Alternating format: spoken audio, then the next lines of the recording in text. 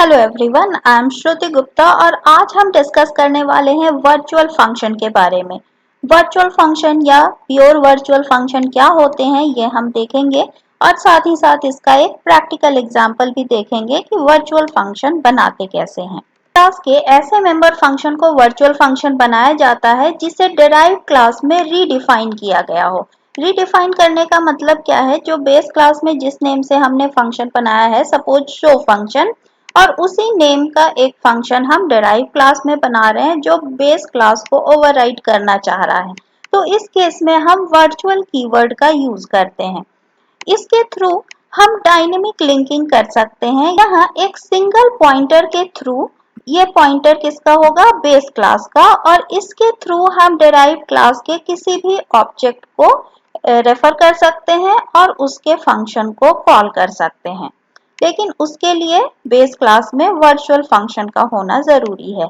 इसको बनाया कैसे जाता है, इसमें वर्चुअल कीवर्ड का यूज किया जाता है फंक्शन को डिक्लेयर करने के पहले। जब फंक्शन वर्चुअल बन जाता है तो उसे बेस क्लास के पॉइंटर के थ्रू हम एक्सेस कर सकते हैं और ये रन टाइम पर बाइंडिंग होती है कि यह पॉइंटर किस क्लास के ऑब्जेक्ट को कॉल करेगा, डिराइव क्लास के या बेस क्लास के।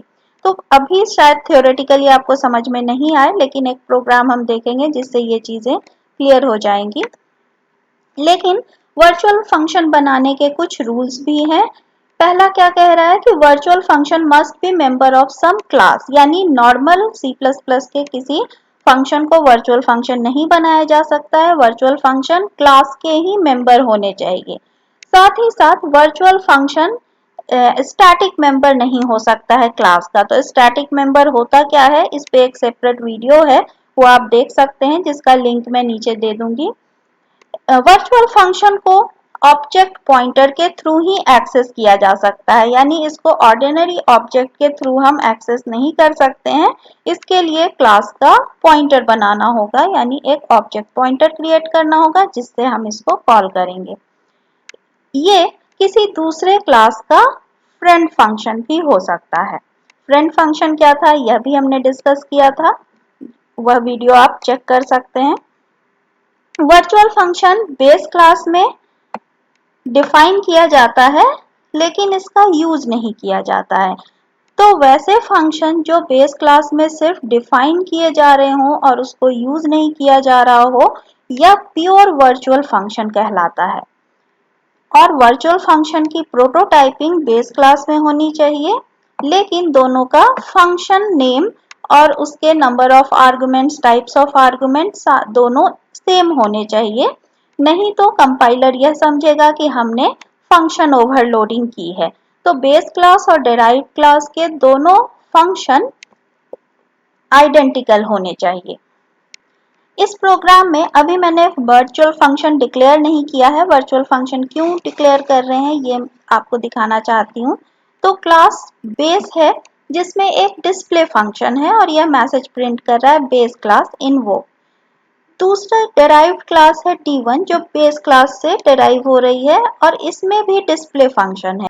तो एक रूल था वर्चुअल फंक्शन बनाने का कि बेस क्लास और डिराइव्ड क्लास में जो फंक्शन होने चाहिए वो आइडेंटिकल होने चाहिए, यानी इन दोनों फंक्शन का return type, name, argument same होने चाहिए।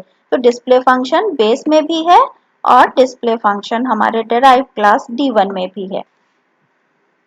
मेन फंक्शन में बेस क्लास का पॉइंटर डिक्लेयर कर रहे हैं, साथ ही साथ डिराइव्ड क्लास D1 का एक ऑब्जेक्ट डिक्लेयर कर रहे हैं। अब यह बेस क्लास का पॉइंटर किसके एड्रेस को होल्ड कर रहा है, D1 के ऑब्जेक्ट को, यानी डिराइव्ड क्लास के अपने ही डिराइव्ड क्लास के ऑब्जेक्ट को यह पॉइंट कर रहा है।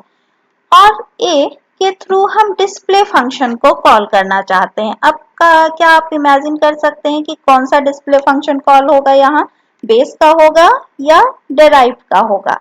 चलिए इसको पहले रन करके देख ले किस फंक्शन को ये कॉल करता है। यहाँ देख रहे हैं भले ही बेस पॉइंटर पॉइंट किसको कर रहा था, डिराइव क्लास को, लेकिन ये डिस्प्ले फंक्शन कॉल कर रहा है बेस क्लास।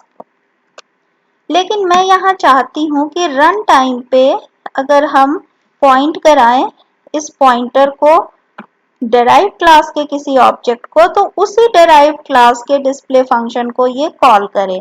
तो इसके लिए क्या करना होगा, इसके लिए वर्चुअल फंक्शन डिक्लेयर करना होगा बेस क्लास के डिस्प्ले फंक्शन को। तो वर्चुअल डिक्लेयर कैसे करते हैं, वर्चुअल कीवर्ड लगा देंगे हम फंक्शन डिक्लेरेशन के पहले, और अब देखें तो ये किसको कॉल करेगा, अब देखें तो ये डिराइव्ड क्लास के फंक्शन को इन्वोक कर रहा है। तो ये डिफरेंस होता है वर्चुअल कीवर्ड से या वर्चुअल फंक्शन बनाने से, कि ये एक ही पॉइंटर है और इस पॉइंटर के थ्रू हम डिराइव्ड क्लास के ऑब्जेक्ट को पॉइंट कर रहे हैं और यह डिराइव्ड क्लास के फंक्शन को कॉल कर पा रहा है। इसी तरीके से यहाँ और भी डिराइव्ड क्लास होते तो वो किसी भी डिराइव्ड क्लास के फंक्शन को कॉल कर पाता। तो वर्चुअल फंक्शन बनाने से हम एक बेस क्लास के पॉइंटर से अपने डिराइव्ड क्लास के फंक्शन को भी कॉल कर सकते हैं। तो यही बेनिफिट है वर्चुअल फंक्शन का। तो वर्चुअल फंक्शन आपको समझ में आया तो इस वीडियो को लाइक शेयर एंड सब्सक्राइब करें, साथ ही अपने नोटिफिकेशन बटन को ऑन करें। Thanks for watching this video.